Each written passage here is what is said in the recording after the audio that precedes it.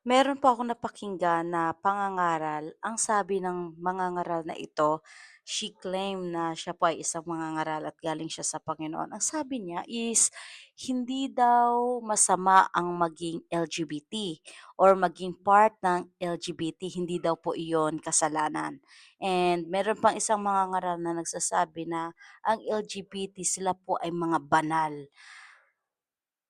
Mga kapatid, mga kaibigan, kaya napakahalaga na maging maingat po tayo sa mga pinapanood, pinapakinggan nating mga preacher. Lagi po nating tatandaan na hindi po porket itong preacher na ito ay maraming followers, famous, kilala na sa social media, sila at sila na yung papakinggan natin.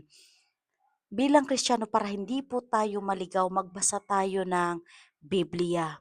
Sabi po sa Galatians chapter 1 verse 8 to 9, kung meron mang mga ngaral sa inyo, sabi ni Apostol Pablo, na iba sa ipinapangaral namin sa inyo, iba sa itinuturo ni Jesus Christ, mapaapostol man kami o ang anghel man, sumpain sila ng Diyos. So, pagkaalam nating merong nangangaral na iba sa ipinapangaral ni Jesus at ng mga apostol, sumpain sila ng Diyos. Hindi sinabi ni Paul doon na irespeto sila, hayaan sila, pabayaan sila, kundi sumpain sila ng Diyos. Bakit? Kasi nagtuturo sila ng mali at nililigaw na nila ang marami at pinapahamak nila ang kanilang sarili at pati yung mga taong nakikinig sa kanila.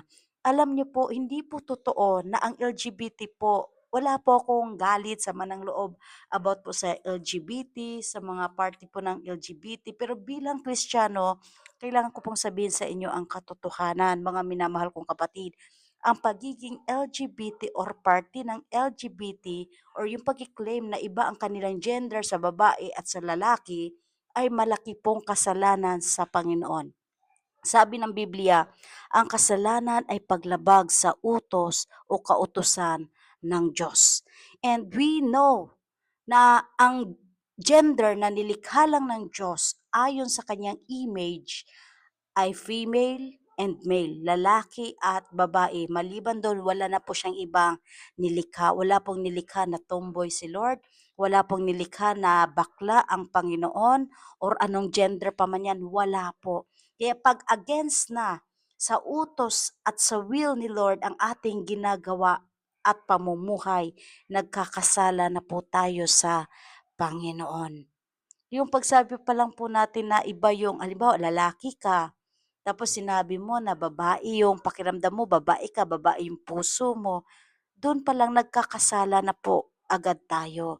Kaya ano mangyayari sa atin? Mahihiwalay tayo sa Diyos dahil sa kasalanan na iyon.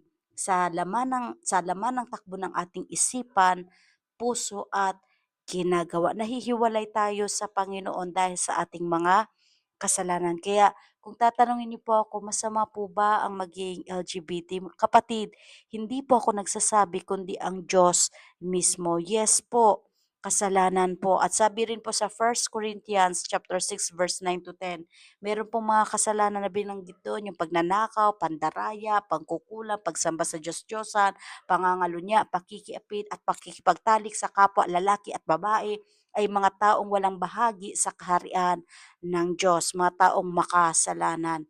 Pag ginawa natin ang mga bagay na ito, wag po tayong mag-expect na magkakaroon tayo ng bahagi sa kaharian ng Panginoon. But it is not yet too late. Mahal tayo ng Diyos and kung lalapit tayo sa Panginoon, iso-surrender natin sa Kanya yung pain, yung yung mga bagay na alam nating nahihirapan tayong isuko, aminin yung mga kasalanang ginagawa natin. Pagka inamin natin sa Diyos yan, kinonfess natin sa Diyos yan, lahat ng yan, tapat ang Diyos at mahal niya tayo at patatawarin tayo at lilinisin ng Panginoon sa lahat ng karumihang nagpaparumi sa atin at yung mga kasalanang ginagawa po natin, kakalimutan niyo ng Panginoon at patatawarin tayo ng Panginoon. Kaya kapatid, kaibigan, kung meron pong mga ngaral sa inyo at nagsasabing okay lang maging bakla, tanggap kayo ng Diyos, okay lang maging tomboy o ano man ang gender mo, huwag kang maniniwala, ipapahamak ka lang yan. ang opinyon ng tao ay hindi po yan magma-matter.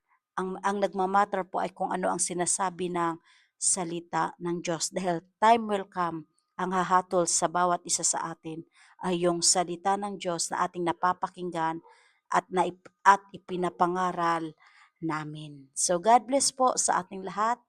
Jesus loves you. We just need to repent, believe the gospel, for the kingdom of heaven is at hand. God bless.